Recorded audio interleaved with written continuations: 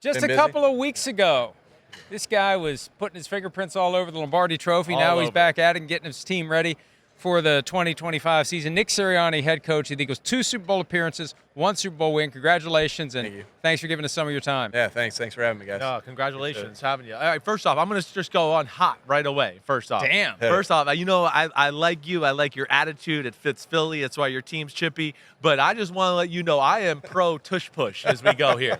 I don't like what the league's trying to do here right now. He's been talking about it all day. It's going to bother. Are we going to stop Mahomes from throwing the ball sidearm because he does it better than everybody? I just said that. This is what I said this morning. I just said that over there. So that's what I don't like about it. Yeah. So if you need an ambassador and a mouthpiece for this, I will continue that. Like, how much time do you have? Because I feel like that's what I've been answering these questions, and I'll go on and on and on. You know what? We work so hard at that play. Like, the people that we seek out to get fundamentals of how to teach the players, you can't practice that play, right? Right. The creative ways our coaches have figured out how to practice that as much as we possibly could. Mm-hmm. The fundamentals and details that our players go about with doing it, and then I think what's so cool is the compliments that come off of that play, right? The ability for some explosive plays off of that play that's really exciting. Give Saquon around the edge or whatever, right? Yeah. And then, like, the effect that it's had on football as a whole. My son this year in football scored on that play. Like, my 9-year-old son scored on that play. That is such an awesome thing that you can see, and you can see how all football is following that and getting into that. I think it's so cool. And yeah, like you said, like, just because we're good at it, and again, we're not 100% at it. Yeah, we're in the high. We're in the 80s. Stop it every now and then. Yeah, we saw it in a championship game where a team failed on that particular play and turned the ball over on downs. And so, you know, like you said, like, and I'll say this, like, I appreciate you pointing up.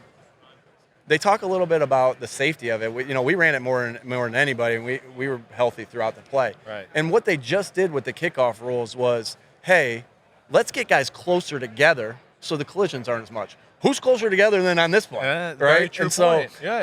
Again, we feel like it's a safe play, and obviously it benefits us to continue to run it, and we're excited about the play. The rule was changed back in 2006 to allow a teammate to push the ball carrier. Right. And I feel like the possibility of the tush push was just hiding in plain sight for over a decade.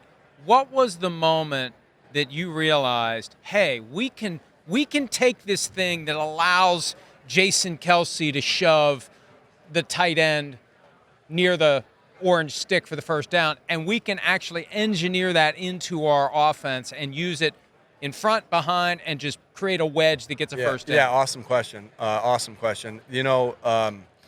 When Frank Reich came to the Indianapolis Colts, they had a lot of success with Carson running quarterback sneaks. And then, we got to the Colts. Frank talked about it. Andrew was coming off some of his injuries. Right. And we actually would put Jacoby in on some of the short yardage situations and run those same things. Jacoby was a starter the next year. We ran those as well. Phillip Rivers was a starter the year after that. And Phillip wasn't great at the quarterback sneak, and Jacoby went back in and did it. And then, if you look at our stats in 2021, it took a little bit of time, but we were like 14 of 15 on the play in 2021, and then it started to roll. And I think we got stopped, on a play, and so, we just kind of gathered our minds, like, hey, how do we make this play better? And, kind of engineered that into it, and I would say, again, the pushing part of it, had gotten added to it, and it helped us, with that play. And then, really a unique formation that they see that they're going to pile everybody in, and then you have an opportunity for big plays off of that as well. So that was the evolution of it, and it's just continued to get a little bit better for us. I think our stats actually, we were a little less efficient this year at it, but it was big for us in big moments. Still working. It's still working. It's still working. Here's the $1 million moment. Can you please tell me what you call the damn play? I'm dying to know what you guys call it. I'm going to have to start going back channel stuff here. If I asked you, hey, tell me what your signal is for the go ball, you have told me 15 years ago? I probably would. I just know I got to change it. Okay, it's I'm not a good example. There's no secret, though. That is a play where it doesn't matter what it's called. They know it's coming, and they can't stop it. But they have some very cute or crude word they call it, and they don't want to release it, and that's what it is. We'll keep those in-house. We'll keep it in-house. Good. I think I'm on the right track. Do you react to the concerns about safety? Or there was the ridiculous idea, frankly, after the Washington game that teams jumping offside deliberately is an embarrassment, and we can't. So we'll just get rid of the whole play. I mean, is that just sour grapes, or do you think there's any merit to it? Yeah, Mike, I do think that's sour grapes because again, we're not the ones jumping offsides. There's somebody else who was trying to stop it by doing that and time the snap count. And that wasn't our doing, right? And so as far as the safety numbers, again, like I said, the kickoff make the kickoff safer, you put people closer together. Well, I know that collision on a quarterback sneaks a heck of a lot less when Saquon and Eric Reed are coming to make a collision here at full speed. Right. The numbers, again, I think that was thrown out about the numbers of the injuries. We ran it more than anybody. I can't tell you I remember any injuries that we had off of that. But the numbers will tell you, like, the truth will come to light, right? The NFL has all those numbers on when guys get injured, when they don't. And those numbers will come out, and they'll tell the story of what I think it will say. I always said when I was a kid, if you can't beat them, join them. Are you surprised other teams haven't tried? That's part of it. That's part of it. To simulate it. Right. They've tried and they can't? I think, well, again, I think it's very unique that you have Landon Dickerson, Jordan Mailata, Cam Jurgens, Mekhi Becton, Lane Johnson. Oh, let me remember, Jalen Hurts, who can squat the house to get in there. Like, I think that we have, again, I think our coaches have done such a good job teaching the fundamentals. Our guys have done such a good job with the fundamentals, and then the sheer power that they have has helped that. And so, again, like you said before we got on there, like, we're not, like, Mahomes can turn and throw it 60 yards down the field. Did it at the end of the Super Bowl. Right. Like, all right, Mahomes can't throw the ball 40 yards down the field. That's what A.J. Brown's not allowed to catch a deep ball more than 50-50 balls there. Right. And so that's where it's like, Mike, I watch every if there's a first and goal in the red zone from across the league that the team fails to score on, I watch that in my studies for the week. I just want to see what happens. And a lot of it's like teams are going backwards there. You watch the whole drive. You mean from first and goal in? Or first and goal from, if it's the one, from the two, from the wherever that first and goal, the rest of that drive in, why did that drive fail? Yeah. And I can't tell you how many times I've seen a first and goal at the one where, either teams aren't doing it or they do it and it doesn't work. So I know teams are trying it, and I know that if they were successful at it, they would use it because that's what we do as coaches. We play the odds all the time. Hey, this play has the odds to do well. We're gonna roll with it. Well, we've we defended you, because we like your chippy personality and the way you're tough of your football team and the mentality. And I always say, teams are a reflection of their coach. So I always give you credit. I grew up in a house with Phil Simms and Bill Parcells, so I always learned that. But I'm also interested in, like, second time around Super Bowl. You lost to them in heartbreaking fashion the first time around.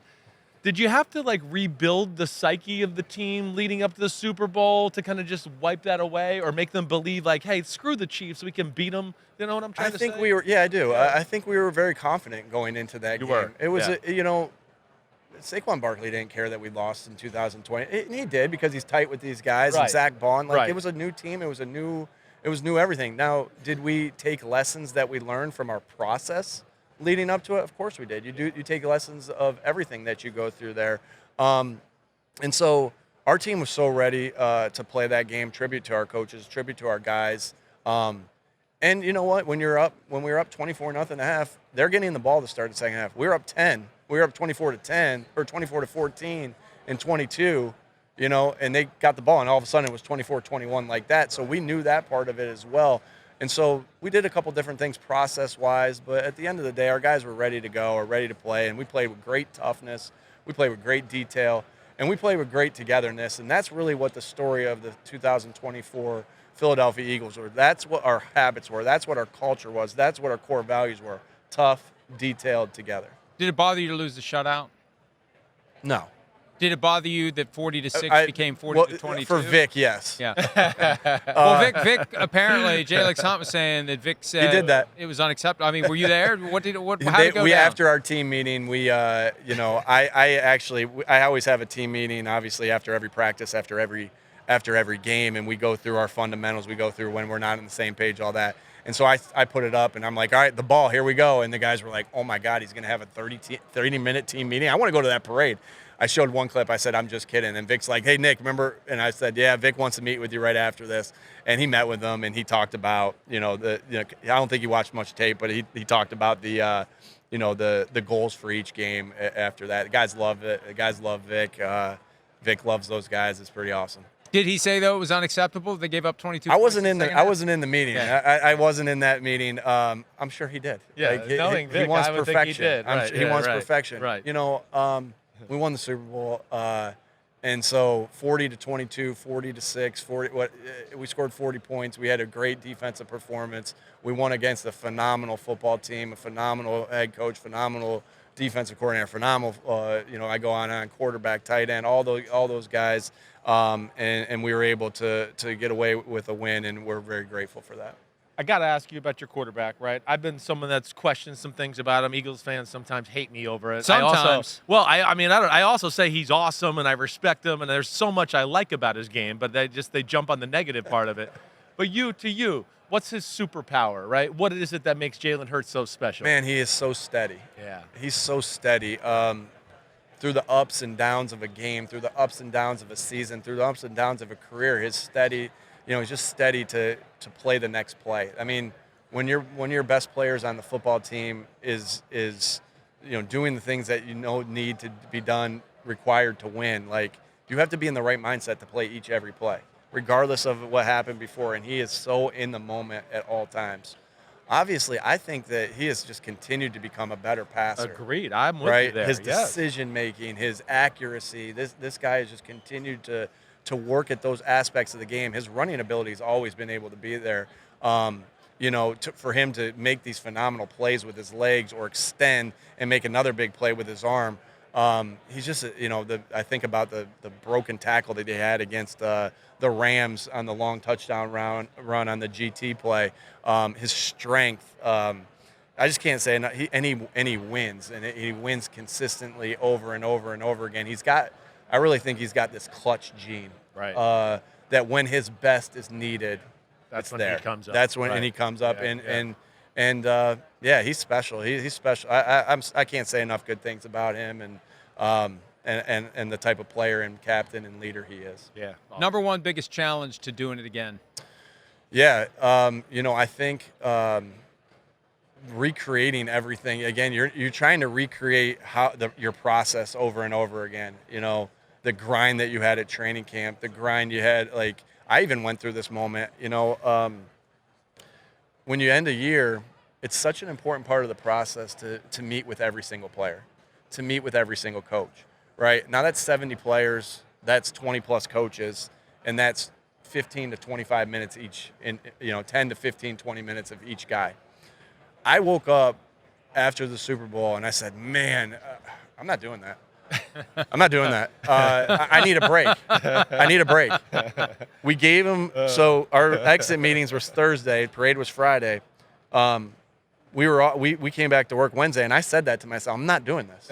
This is a grind. Right. Thursday came around, and we're meeting with players on Friday. I said to my assistant, I said, hey, schedule all those interviews. Yeah. Because I have to do it. Yeah. Because success takes what it takes. Right. And it's the process, and it's about being here and interviewing the players here, and it's about doing all the exit interviews because you get so many good things. What went right? What went wrong? What are you working on? What I'm working on? What can be better in the building? Those are steps to the next year. And so again, and you want to recreate as much as you possibly can while also evolving the things that you do as well. And so continuing to get better, that's going to be, and to go through the process again and again and again. But that's the cool part about football. That's the things that you miss when you're done playing and you're done coaching is the process that you go through. So, but I know how you can feel after a long season, case in point with what I just kind of talked about. Yeah. Well, congratulations on the Super Bowl win. All the best in the effort to get 2 in a row. He's Nick Sirianni, Eagles coach. We'll be back with plenty more from Indianapolis. You can bring Big Dom to beat him up anytime you want. Hi, it's Mike Florio. Thanks for watching PFT on YouTube. Hit subscribe for the latest news and analysis from Pro Football Talk.